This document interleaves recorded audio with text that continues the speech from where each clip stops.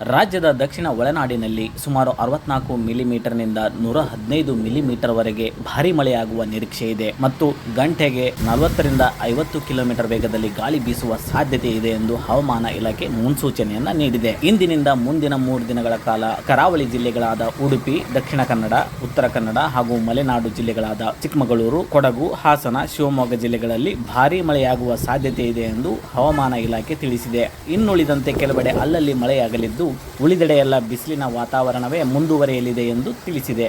ಇದೀಗ ಬಿಸಿಲಿನ ತಾಪಮಾನ ದಿನದಿಂದ ದಿನಕ್ಕೆ ಏರಿಕೆಯಾಗುತ್ತಲಿದ್ದು, ಒಂದು ವೇಳೆ ಹವಾಮಾನ ಇಲಾಖೆ ಮುನ್ಸೂಚನೆಯಂತೆ ಏಪ್ರಿಲ್ 30ರಿಂದ ಮಳೆಯಾದರೆ ತಾಪಮಾನದಲ್ಲಿ ಗಣನೀಯ ಇಳಿಕೆಯಾಗಲಿದೆ. ಈಗಾಗಲೇ ರಾಜ್ಯದ ಹಲವೆಡೆ ಸಾಧಾರಣ ಮಳೆಯಾಗಿದ್ದು ಬಿಸಿಲಿನಿಂದ ಕಂಗೆಟ್ಟಿದ್ದ ಜನರಿಗೆ ತಂಪೆರೆದಂತಾಗಿದೆ.